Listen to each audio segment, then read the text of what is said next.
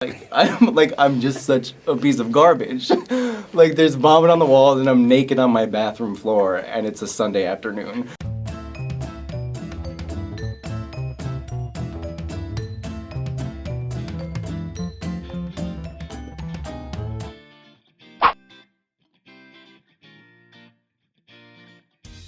It's hard to say that like people are too sensitive or that people are like getting offended over nothing, because the way a person feels is always valid, and like they feel a way because of something. They're not just like wild and just like making things up for fun.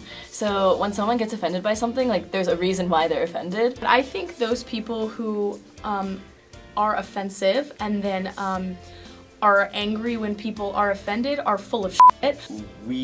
People should be watching like what they say, but at the same time there's definitely a line between being offended over something that like I guess is like actually putting you down versus just some type of like small talk or some other different thing that happened like during the day that isn't ultimately like a big deal, like the stuff that the smaller things that go on in the overheard page. Can't even about this freaking red cup thing. I see it everywhere. Oh my god. I'm getting so mad about this because first of all, Starbucks, Dunkin' Donuts for life. Now they have just a regular red cup. I think it's like an ombre to a dark red cup. And everyone's like, they're taking the Christmas out of Starbucks, like they hate Christians. The thing that gets me is that instead of saying, I'm gonna boycott Starbucks, they're not gonna get my money, instead they're going out of their way to go to Starbucks to buy coffee, and they're like, my name is Merry Christmas. So they have to write Merry Christmas on the cup. Just because you can't understand someone's perspective doesn't mean that you should like silence them. So like people have a right to be offended by whatever they want to be offended by, and a lot of times it does have basis, but people just like aren't used to it, so they're like, oh, like you just want to be offended by everything, but like that's not true all the time. How do I say this without singling out a group?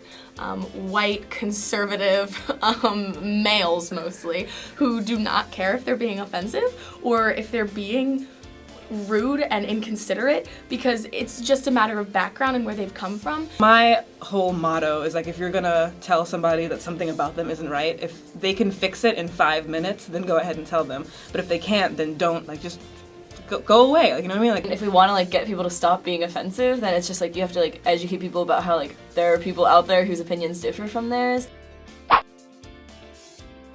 In high school I never pre-gamed, I just gamed. There was no such thing as pre-gaming, you just went. So I just find it weird that you have to pre-game like a cappella concerts or like certain things are appropriate, I guess, like formals and date nights and those types of things make sense, but it's just a lot of alcohol and it's just a lot. It's a lot of preparation, a lot of time. A perfect pregame is when you have so much fun and you're so intoxicated and just like love in life that you don't even go to the party. You just stay at the pregame. Lights dimmed, music thumping. You need something with a fat bass just bumping in the background. So you walk in, it's like kind of like a disco thing.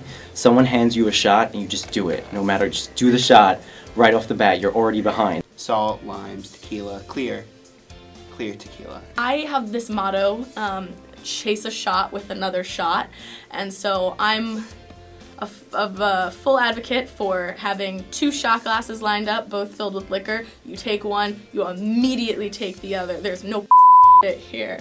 All or nothing personality. So like if I'm going out, then I am going out and like it's happening. Things that are yummy, like snacks and drinks wise. Being around friends, and just like not really like caring. Friends only at the pregame. I don't need no weirdos stepping in on my pregame and make me feel self-conscious. I thought I just didn't get hangovers. I thought I was like this invincible, like, yes, I am the coolest, like, I never get hangovers. Then I got one and I literally thought I was dying because it so seamlessly blended into the flu. It's a lot of just like laying in bed and feeling like you're worthless and you can't do anything and you need to just lay there and eat some bread. Like a lot of tears. There's like there's tears and there's like fetal positions in my bed. Drunk me is just like, I don't need water, like I'm above the law. I don't need that. Like people have offered me water and I like physically push it away. I'm like, I am better than that. Usually there's an added element of humor, especially if I'm with people who are like, oh, it's funny, you're in the Hangovers, and you're hungover, you're a hungover hangover. It's like, okay, yeah, it's funny. If you do the right thing the night before, aka drink a lot of water and don't go to sleep while you're still drunk, then you will be most likely like pretty okay the next morning. Okay, my remedy for hangover, Pediasure and Gatorade. Pediasure will replenish you because like molecular science and stuff, and then like Gatorade has that electrolyte shit and like wakes you up. You gotta get on that hydration game. Oh my gosh, I get girl crushes so easy. Girls are awesome. Girl crush yesterday, I saw this girl in, Libe, the cafe or whatever, and she had like this pencil skirt. I'm like, who the f wears a pencil skirt? She had like these heels, and I was like, yeah. I went up to her and I was like, I'm freaking in love with you, like you're killing it. We're friends now. One of my managers for a tour guide right now, she's so cool. She's like one of the coolest people ever, and she's so nice. And I was like, I have a girl crush on her. And then she found out about it, and we like don't even know each other, and she was kind of weirded out. And I was like, I'm really sorry. I think that saying like girl crush or like bromance is kind of like ignoring the fact that like girls have crushes on other girls and like boys have crushes on other boys. I'd say that I'm a bromance. We both just like, I don't know, we get each other, we just like talk about whatever. We occasionally like might have a fight, but like it doesn't matter. Like with a bromance, you know, it's just like a really good guy friend. For dudes, it's like, man, I could spend all my time with this dude. This is the dude I want to be with. Like, he's such a bro. Let's be bros together. So I think it's like they actually have a crush on him. Yeah, I mean, especially as a gay guy, it's actually really difficult to find straight guys who, and this is like sad, like not to be sob story, but straight guys who will just treat you like a normal friend. A lot of the time your sexuality will be like this defining characteristic about you, and it's like either they treat that defining characteristic as something they don't know how to handle, so it's like, oh, you're gay, but like I don't really have gay friends, so like I don't know how to treat you. Or they're like over, like everything is gay, like the gay this, gay that, every butt of the joke is you're gay, and like it's like I get it. And then there's like the really awesome bromances where like they treat you like completely as equal. You could f around, you could joke about being gay, you could talk about hookups with them, they could talk about their hookups with you. People are always like, oh, like, am I the only person here who wants to date instead of hooking up with everyone? And I'm like, no, like, you're stupid. There's like 15,000 people here. Like, obviously you're not the only one. And if you are going to a party and looking for a boyfriend, like, you're looking in the wrong place. So, from my experience at least, it seems that like more people are into like random hookups and like actually dating, and even people who have like a consistent hookup don't like the term like boyfriend or girlfriend.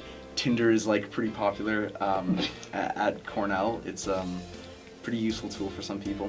I feel like using Tinder at Cornell is kind of incestuous. So fake. I'm so fake on Tinder.